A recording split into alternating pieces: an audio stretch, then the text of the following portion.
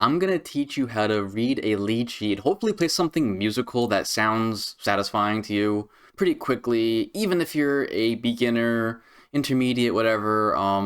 Knowing how to knowing how to read a lead sheet is extremely useful, and it'll make you a better musician, pretty much no matter what genre you actually like playing, listening to, whatever, or what genres you think you might like in the yeah. Anyway, so what is a lead sheet? Well, I'm gonna do the song Moonbur, uh, because it's in the key of C, and it's very simple, which is great, right? Okay, so if you type real book in like DuckDuckGo or Yandex, those are my two favorite search engines. I don't really like, to be honest, I think Google's kind of stinky. I haven't used it in like 10 years, to be honest. Anyway, if you type real book, you could type lead sheet. You could type chord chart. I typed real book these are like because these are like from this thing called real book. Anyway, the point is one of these has lyrics, which is nice. So I'm gonna quickly steal this. Basically, I shouldn't use that. I mean, I'm gonna. All right, I'm gonna steal it, right? So I'm gonna copy this in. Gonna plop it in. I'm gonna sharpen it up so I could draw on it and stuff. Let's see. Good enough. Duplicate it a couple times. Okay, duplicated it. All right. This is a lead sheet. Yeah. Kind of complicated to look at. So what I'm gonna do is I'm gonna get rid of actually everything but the first 8 measures because or 8 bars, whatever you want to call them, measures, because everything that I show you up here can be applied to any lead sheet, right? Any lead sheet. So first thing you realize, oh crap, we have notes, but we don't have just notes. This is not tab. This is actual music, right? So I'm gonna come over here, treble clef, and I put 2 F's in there by accident. But this one's good. I'm gonna copy paste this so I could see what I'm looking at as a newer musician. Because we're in the key of C, like I said at the beginning. But how do I know I'm in the key of C? Well, there's like 2 ways, right? The first way is, if I could draw properly, first chord C major 7, last chord C6, and then these don't actually count. These are like they're in parentheses because they're if you want to go back to the top of the song, this is how you would do it.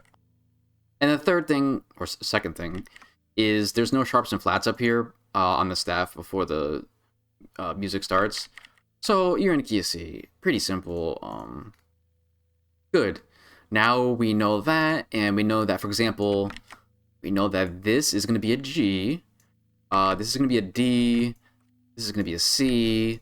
This is going to be a B, and so on. So you can figure out where all the notes are, which is half the struggle as a new musician. But then you might ask, okay, well then how do I play that on the guitar? Well, you're gonna do it the old-fashioned way. If you're new, you're just gonna find the open E string, the high one, right? And then you're gonna start just counting upwards, like E, F, F sharp, G,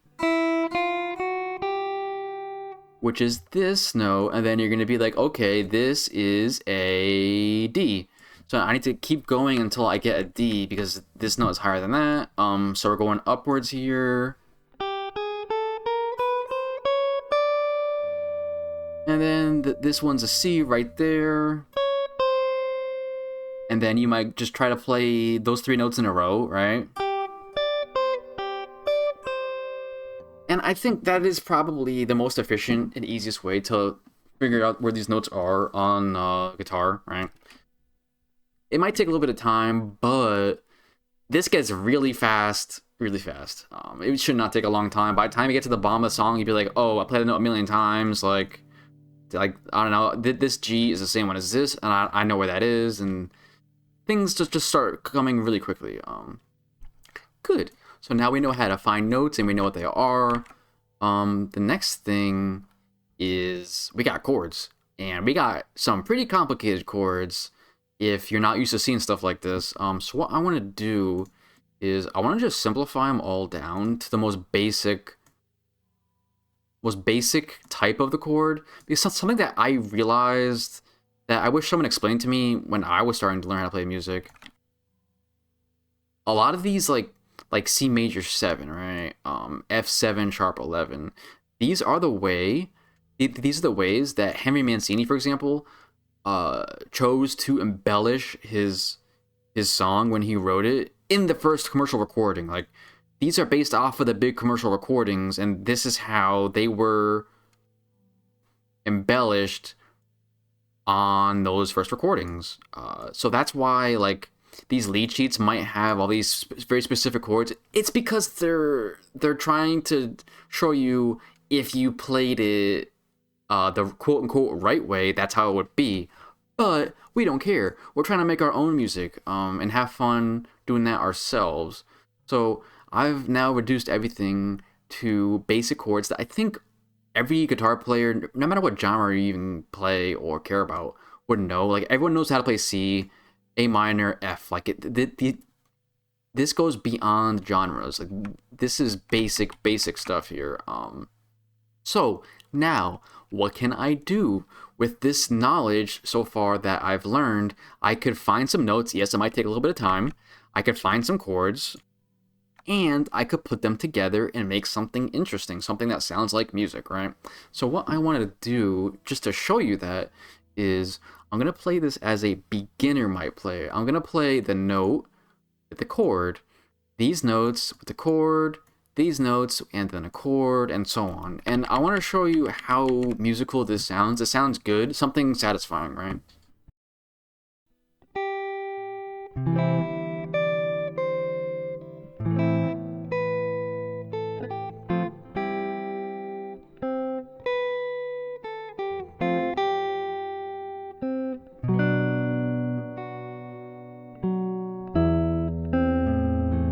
Now that doesn't sound 100% good, because this doesn't sound right. This simplification of this doesn't, you're missing some stuff here. There's a couple of reasons for that. Like, for example, this song is basically all in the key of C, like I said, but that also means that there's a scale associated with it. All right, if I could actually draw this properly. See, these are the notes in the scale. Very simple. G, A, B, C, C again. So for example, this first chord, C, how do I know it's a C major? Not like a C minor. It's because all chords are based off of 1, 3, 5. What does that mean? It means the first, third, and fifth note of this scale determine the chord quality. Kind of complicated, but it's really not. Just watch. 1, 2, 3.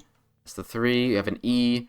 4, 5. That's the thing. So we have the C, the E, and the G. And if you put these chords together, or these notes together, what kind of chord is it? It's a major chord, so that's a major. And then A. Let's say I'm Henry Mancini, and I want to, and in my song, I'm going to put a chord in here based off of the A note of this of the key we're in. I'm gonna go 1, 3, 5. I'm gonna look at the third. So 1, 2, 3 is the C, and then 4, 5 is an E. Right? I have A, C, E. The quality of that is going to be a minor chord.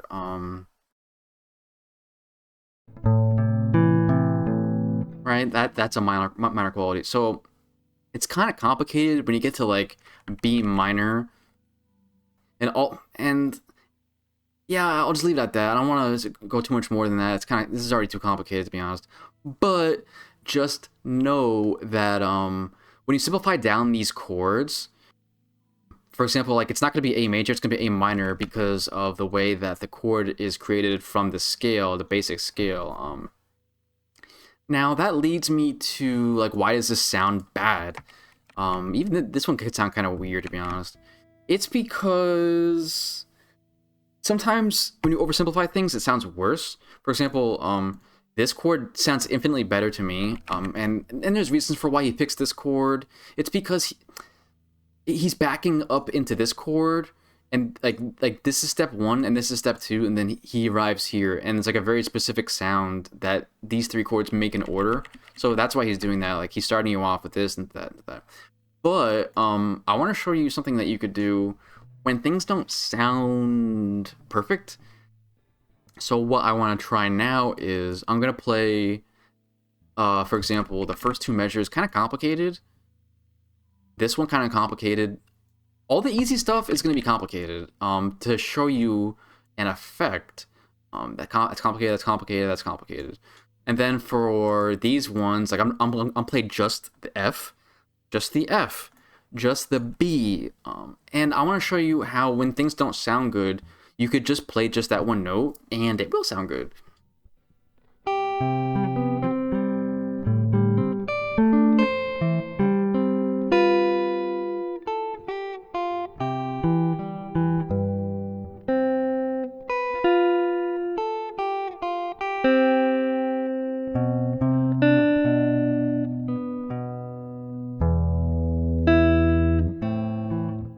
Right? I was trying to do something fancy and just show off, but when I got to these three measures, I kind of just stopped, I and because it as a beginner, like it's way too complicated playing this kind of stuff, I kind of just played a lot of stuff to build up some kind of energy, and then I kind of just stopped and let the listener and myself kind of contemplate of the sound and just relax for a second, because nothing's more annoying in music than not taking a break and just enjoying the sound for what it is, without any kind of just give you a chance to breathe. That's true for all music of all genres, right? And it's super effective. So again, if I was just learning a bunch of different C chords, like let's say that's the direction I want to go. The direction I want to go for chord charts and playing music is I want to learn all the different C chords, like C6 9, C major 7, C6. And then I get to mess around and improvise and show off here. But this is kind of advanced. Like, do I really want like an F7 sharp 11 in the key of C? That's pretty advanced. So I'm not gonna worry about that. I'm gonna just play the easy stuff, and then when I get here, I'm gonna slow down for everyone, including myself, and just make something musical. Right. So for the C, I might play like.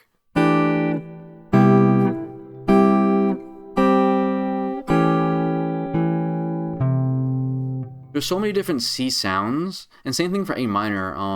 Have fun and learn about different kind of A minor chords and how to play them, what they sound like. You'll play parts of them, and then just play the F and just play the B minor, and it sounds good. It'll always sound good, because that's music. Music doesn't have to be complicated; it just has to be good. And making good music is not that hard. As long as it sounds good to you, it's all that matters.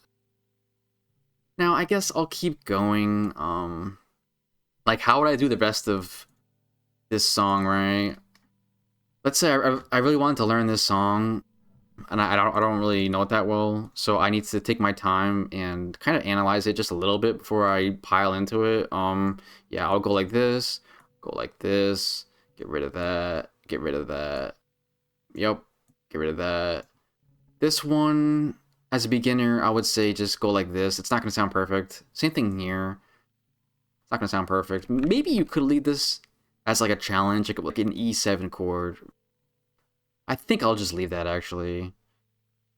Because the one time you do want a dominant chord, which is what this is, a 7 means dominant 7, is when you're trying to really resolve and start the next part of the song.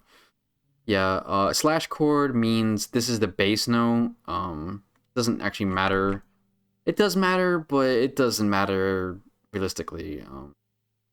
B flat 7. This is a hard one. What would I do here as a beginner?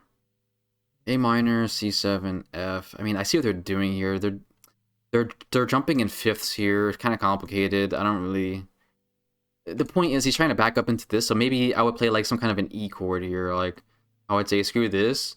I'm playing E minor, or I'm playing an E7. That both of those things work. They both work because we're going to A minor. Circle of fifths, kind of complicated, but yeah. Point is, like I said, you at any point you could just play the basic note and say screw the chord and just mess around with it. Like you could play octaves, you could play two different kinds of A's, for example. You could play a higher A and a lower A. As you could tell, at this point, chord charts really aren't complicated. In fact, they're meant to not be complicated because they're meant to get people playing music fast, which is why they're good, which is why I like them, which is why I always look them up if I can. Like, for example, I have a bunch of songs here that I've kind of just saved because I found them useful at the time, like Alfie, good chord chart. This one I don't think I ever played, but I just looking at it, right?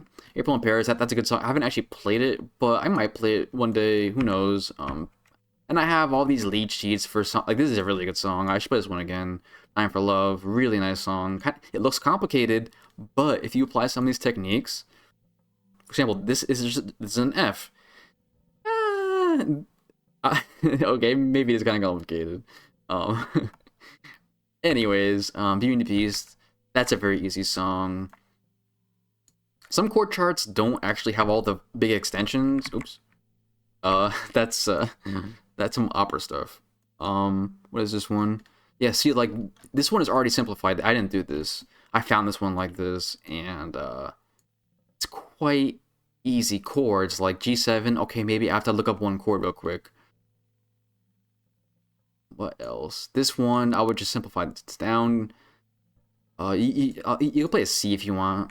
I'm making a mess now, right? Anyway, that's Moon River.